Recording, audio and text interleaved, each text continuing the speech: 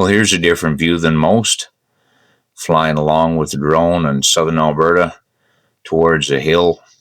I'm up over the top of the hill, and I thought I'd like to fly the drone right along this fence and just fly it up and around and see the sights.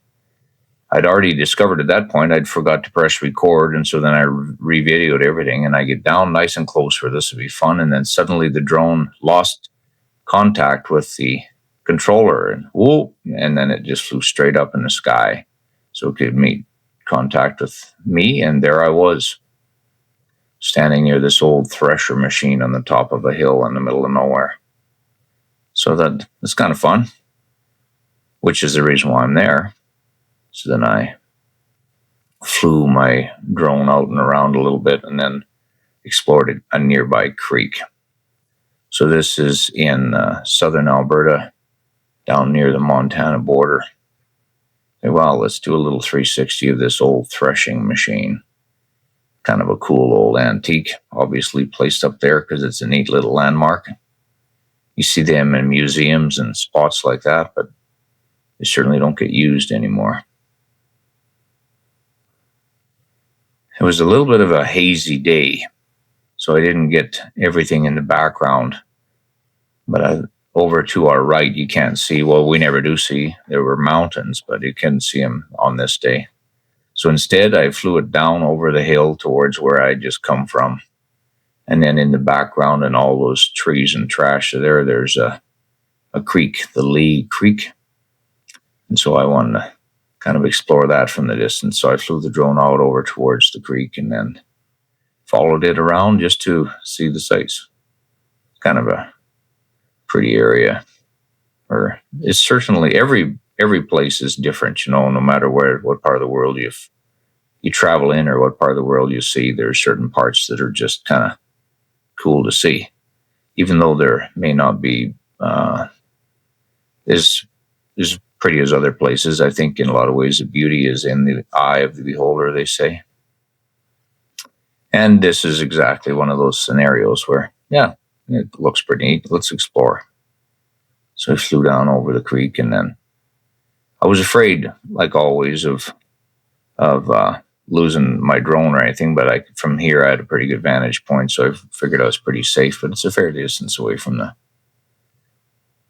where I was. But just to fly over and looks like I don't know that all these cottonwood trees, I think that's what everyone calls them, like a big black poplar is what I think they're called, but I think they're cottonwoods. I don't know that they're dead or alive. I think it was just too early in the spring. There's probably leaves on all of them now, but this was a while ago. Picturesque farm and houses along the edge of the creek bank, followed across the bridge. Looks like a fun place to explore as a boy, don't you think? Or as an adult, for that matter. Anyway, just to see the sights. One day maybe I'll have a chance to take my drone out somewhere where I could go fishing and identify a school of fish, but of course there won't be any school of fish in the creek here, and we're just looking at the bushes anyway. It's also difficult to fly your drone and keep if you get the horizon too high, then it seems to pick up all the bright of the sky and nothing of the scenery. It's a fairly rugged creek bank on the right-hand side. Cliffs almost in some places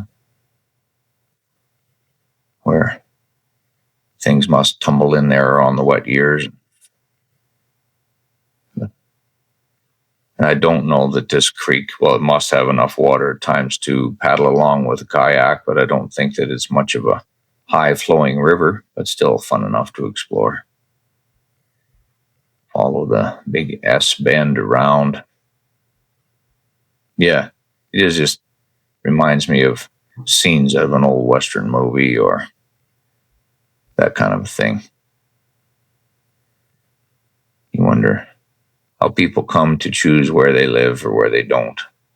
Certainly can't farm there, so you might as well set up your house, I guess, because there's not enough space to do much else there. A little bit of a dam of some sort in the bottom, and then there's a beaver dam there, so I guess they have beavers down there still too.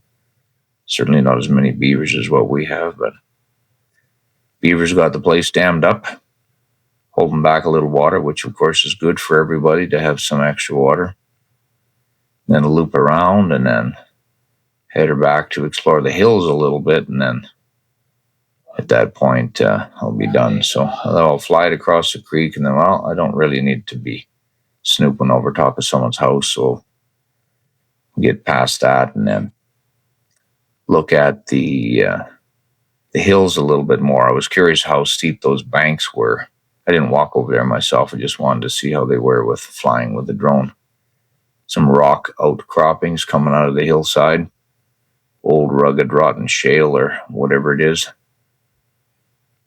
A place where you'd see a mountain goat or a solitary something or other.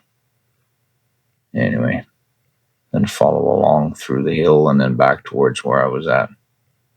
It's kind of a pretty country, though, in its own way. This time of year, there's pretty monotone color, I guess you'd say. Not much for colors, but still a neat to see, like anything else. Textures and topography and scenery is always fun to see. At least I think so. Fly back and look at the drone. At the threshing machine.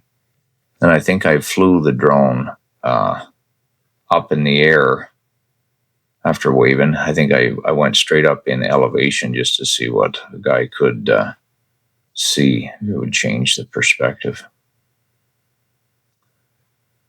Up and up and up. I think it went up to about 300 meters, so it would be 1,000 feet kind of in elevation. And then you're like, yeah, it is kind of hazy. When I left later on that morning, you could see the mountains in the background directly behind the camera, but couldn't see them in the morning. A little bit of farmland. Pretty obvious which way the machinery turns. Must be an irrigation type system. Have loops like that. There's the creek below us. And the farmland below us, and the mountains in the background that we cannot see. And then back around over past that bridge.